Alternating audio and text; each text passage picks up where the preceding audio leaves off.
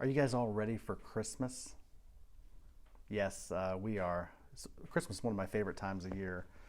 Probably next to Thanksgiving, Christmas is my next favorite holiday, and it's all the more better. My wife and I we live in the mountains in Southern California, just a little bit east of Los Angeles, about an hour and a half, in a very beautiful mountain area, and it's very cozy. We get all the seasons up here. It's cozy and nice, so it's beautiful. But I'm actually a bigger fan of Christmas for another reason. There is a reason I'm a fan of Christmas, and it may not be exactly for the reasons you may think, right? The traditional story of Christmas is an amazing myth. It's a transcendent, beautiful, transforming myth. Now, before you react to that, or I don't know what perspective you're coming from, I'm not coming from the perspective of a belief system or what is right or what is wrong. I know you may be listening to this, maybe you have a certain belief system, maybe you come from a certain religious paradigm, but I'm not talking to you from that paradigm today. So I just want you to hear me. But there is something very powerful about the myth, the transcendent myth of Christmas. All right. Now, the history of how Christmas became established and all of that's a whole other conversation. But what do I mean by myth? What do I mean by myth? Now, when you hear the word myth, most of us, if you're like most of us, we think of the word myth, we think of something that's not true, a fictitious story.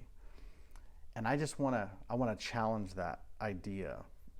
A myth is not a fictitious story. Not necessarily. It could be, but it's not necessarily a fictitious story. What makes something a myth has nothing to do whether it's factually correct or factually incorrect. It has nothing to do with the facts of the story itself.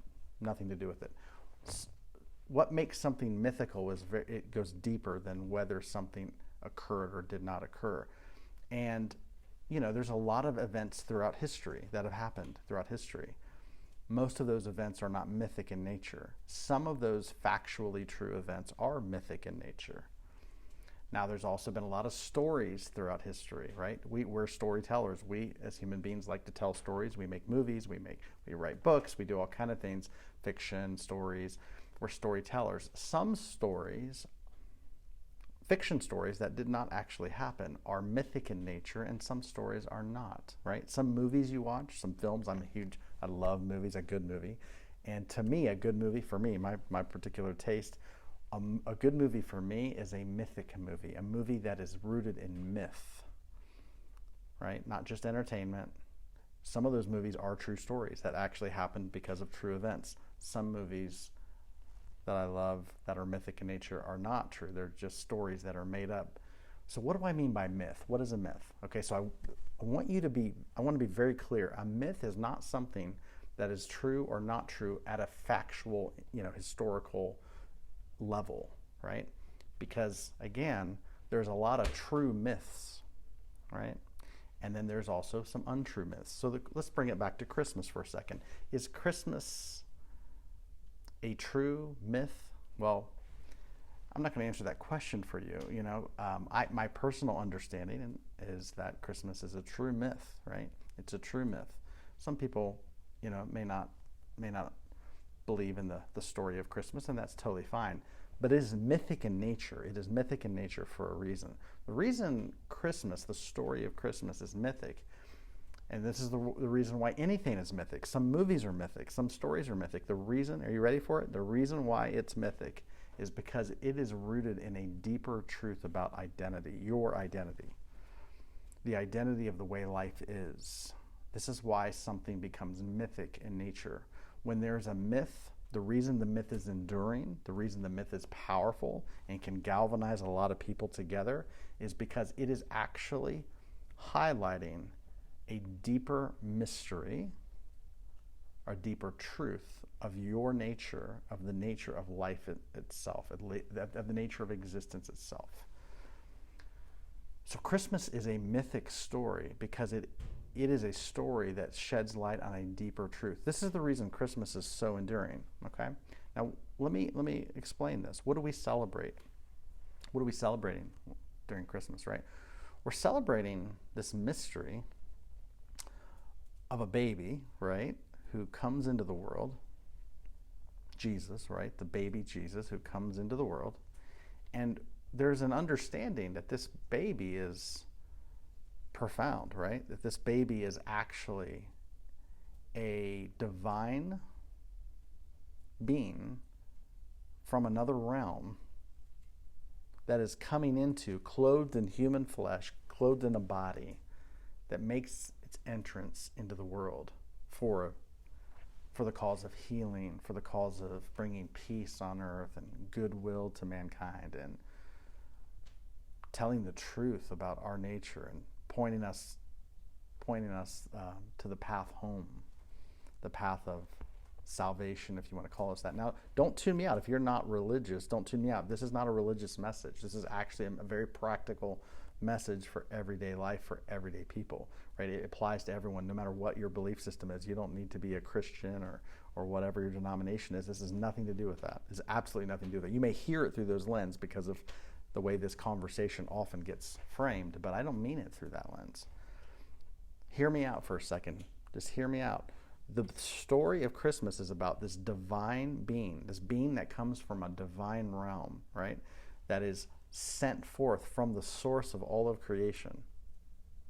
You know, in the New Testament, it says that this word that was with God in the beginning, that was God in the beginning, literally came from the source and took on human flesh and became a human being on a mission to bring healing and peace and goodwill to humanity. Now, what an amazing thing that is, right? And so we marvel at that. We celebrate the birth of this very unique human being that has divine origins, but yet is coming through a physical, frail, in some ways, human body.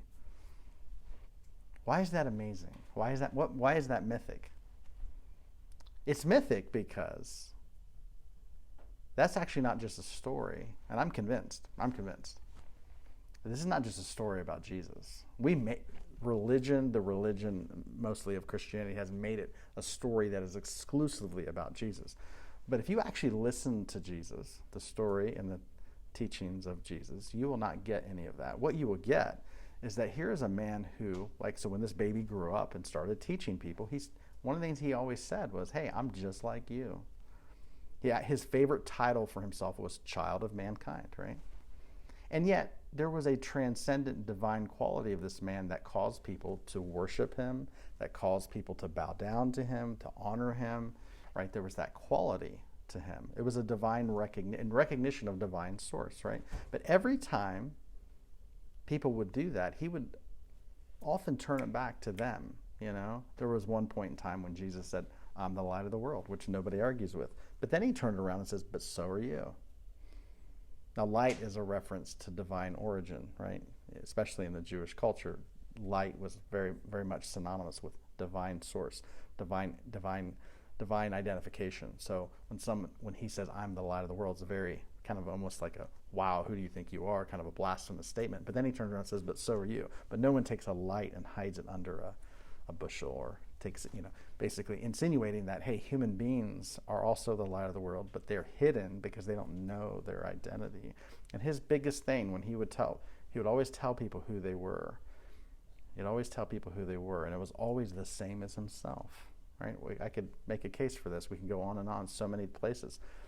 But Jesus is one of us. He's a human being. And why is this human being so magnificent? Because we recognize when he was born that here is an entrance into this realm, a divine life, a life coming from the source of all of creation, that is divine, that has taken on human flesh and then incarnates in our presence and then lives his life out in such a way that is bringing that divine perspective into humanity.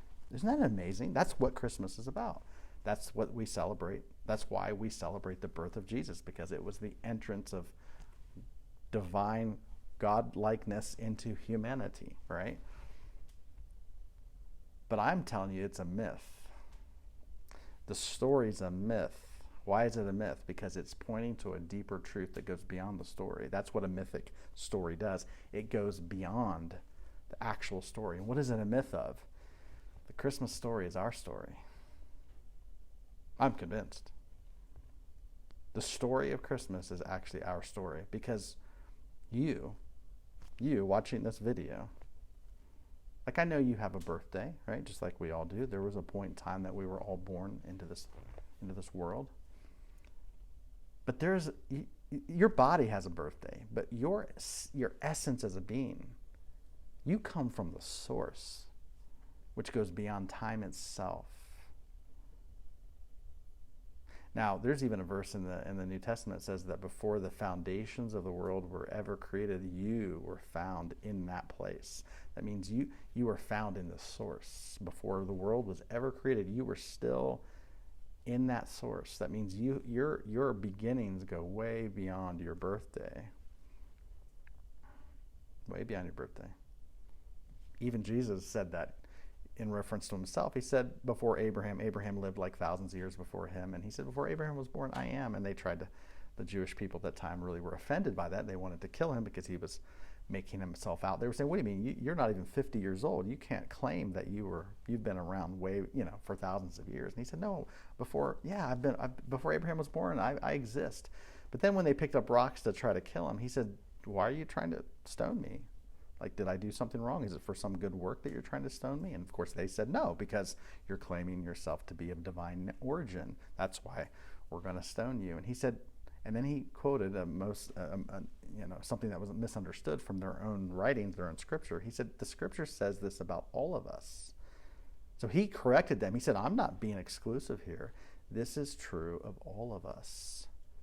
That even though we have a birth, we have a beginning in time in our body, the true essence and source of your being goes way beyond. And I know this may sound very metaphysical and woo-woo to some of you, but the beginnings of who you are, the true essence of who you are, goes way beyond your story, goes way beyond your birth, goes way beyond your mom and dad and your family structure. Your source is divine. Your origins are of divine nature, and here you are coming into this world with a human body.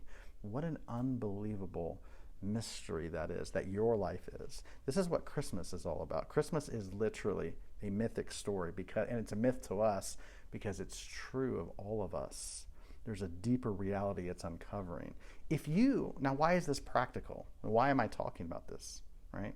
I'm in the business of self-realization, or helping people recognize and realize the truth of who they are.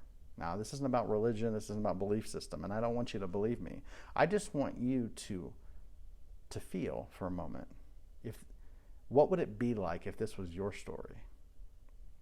What would it be like if you came from a divine source, that you were sent from another realm, another dimension of the source that created the entire cosmos? If you were sent from that source into space and time, into this planet, into this body, to experience life, to create your life, to bring healing and peace, and reconciliation and hope to this world, what if that was you? What if that was your story? What would it do? How would your days be for you? What would it be like for you to wake up every morning and go to work, parent your children, whatever it is that you do? Wouldn't it change it a little bit? Give it a little bit more substance? Yes, it would. That's how significant your life is. The Christmas story is your story. Don't make the mistake that most of the Christian religion has made and simply made it about one human being. Now that guts it of all significance. Don't do that. Don't do that. Understand the significance of the story, because it is your story. It's a mythic story, and it has a potential to transform you. Merry Christmas, guys.